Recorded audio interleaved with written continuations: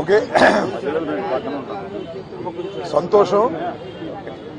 వెళ్ళేటప్పుడు సంతోషమే, వచ్చేటప్పుడు సంతోషమే. ఎందుకంటే 18 రోజుల పాటు ఆల్ ఆర్ బెయిలబుల్ కేసెస్ 18 రోజుల పాటు సెంట్రల్ ప్రిజన్లో ఉండవలసిన పరిస్థితి ఏర్పడింది. దీనికి కారణం ఈ ప్రభుత్వం, పోలీసులు కుమ్మక్కై చేసినటువంటి సంఘటనలు. నేను చాలా వివరంగా గుంటూరు వెళ్ళిన తర్వాత మళ్ళా మాట్లాడతాను. నేను అందరికీ ఈ సందర్భంగా నా ధన్యవాదాలు తెలియజేస్తున్నాను. నాకు ఎవరైతే సపోర్ట్ చేశారో ఈ సంఘటనలో, ఎవరైతే మద్దతు పలికారో వారందరికీ నా హృదయపూర్వక ధన్యవాదాలు. అలాగే కొంతమంది మద్దతు పలకలేదు, వారికి కూడా నా ధన్యవాదాలు. వారు ఏమన్నారంటే, పెద్ద మాట అన్నారు, దానికి కూడా నేను గుంటూరు వెళ్ళిన సమాధానం చెప్తా. అదేమన్నారంటే, అసహ్యంగా మాట్లాడితే దాడులు చేయరా అని. అసహ్యంగా మాట్లాడితే దాడులు చేయదలుచుకుంటే ఎంతమంది మీద చేయాలి? అసహ్యంగా మాట్లాడే వాళ్ళ మీద. అది ఒక అంశం. వాళ్ళకు కూడా నేను రేపు నా సమాధానాన్ని తప్పనిసరిగా చెప్తా. 18 రోజులు నన్ను జైల్లో పెడితే నేను భయపడతాననుకున్నారేమో. భయపడే ప్రశ్న ఈ అంబటి రాంబాబుకు ఉద్భవించదని మనవి చేస్తున్నా. ఎందుకంటే ఈ చంద్రబాబు నాయుడు గారి ప్రభుత్వం వచ్చినప్పుడే జైల్లో ఉండటానికి సిద్ధపడ్డానని కూడా ఈ సందర్భంగా మనవి చేస్తున్నా. నన్ను హింసించాలని, నన్ను జైల్లో పెట్టాలని చంద్రబాబు, లోకేష్ ఎప్పటి నుంచో ప్రయత్నం చేస్తున్నారు. ఎక్కడో దొరికాను, లోపల పెట్టారు. చూద్దాం, టైం విల్ కమ్ అగైన్. పరిస్థితులు మళ్ళా మారతాయి. ఈ పాపానికి వారు పరిష్కారం చేయక తప్పదని కూడా ఈ సందర్భంగా నేను మనవి చేస్తున్నాను. రాజమండ్రి సెంట్రల్ ప్రిజన్ నాకు పట్టుదలను పెంచే ఒక శిక్షణా కేంద్రం అని కూడా ఈ సందర్భంగా నేను మనవి చేస్తున్నాను.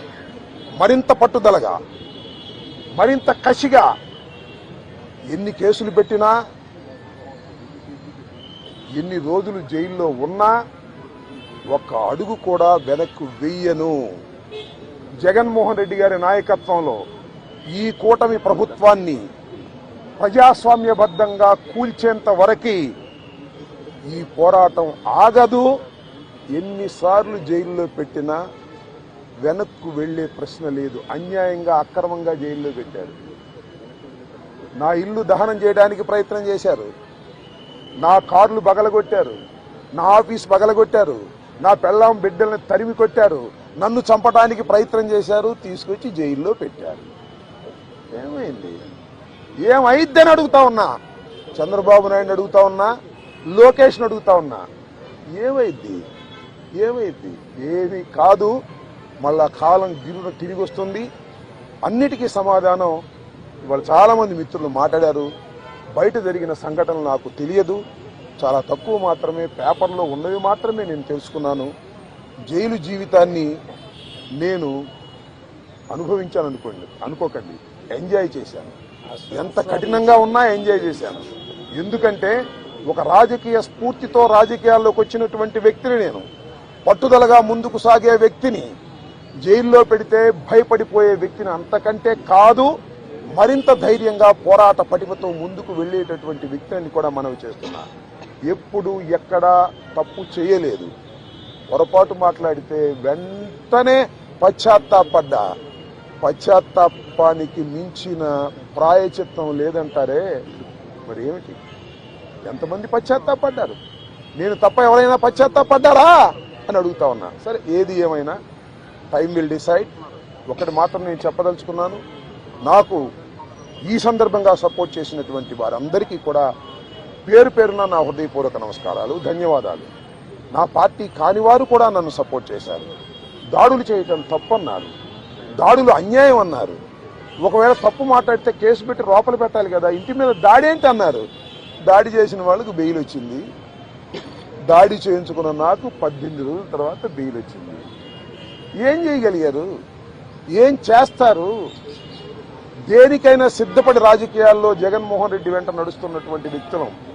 ఆ రోజు రాజశేఖర రెడ్డి వెంట నడిచాం, ఇవాళ జగన్మోహన్ రెడ్డి గారి వెంట నడుస్తాం, తుదకంటూ నడుస్తాం.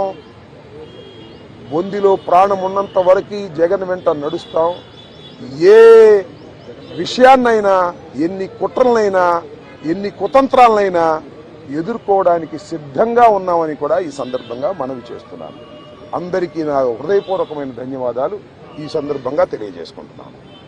మళ్ళా రేపు వివరంగా గుంటూరులో ప్రతి విషయం గురించి కూడా నేను మాట్లాడతాను. ఇంకేమైనా అడిగితే అడగండి.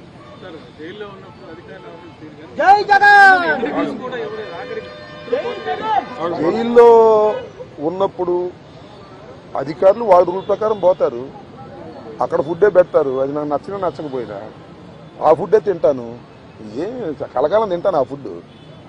ఆ పెట్టిన ఫుడ్ నాకు నచ్చలేదు, ఎందుకంటే కొద్దిగా డబ్బులు ఉండవాళ్ళం కదా, మంచి ఫుడ్ తింటాం. జైల్లో మంచి ఫుడ్ కావాలంటే వస్తుందా? కోర్టు వారు నాకు ఆర్డర్ ఇవ్వలేదు. ఓకే, జైలు అధికారులు వారి ప్రవర్తన వాళ్ళది. వాళ్ళు నాకేమో స్పెషల్గా ఏం చూడాల్సిన అవసరం కూడా నేను ఎప్పుడు కోరుకోలేదు, కోరుకోను కూడా. సామాన్య ప్రశ్నలుగానే ఉండటానికి నేను ఇష్టపడ్డాను. కోర్టు ఆర్డర్ ఇస్తే బయట భోజనం తిన్నాం అనుకున్నాం, కోర్టు ఆర్డర్ ఇవ్వలేదు, లోపల భోజనమే తిన్నాం. కొద్దిగా చిక్కినట్టున్నా అయినా ఏం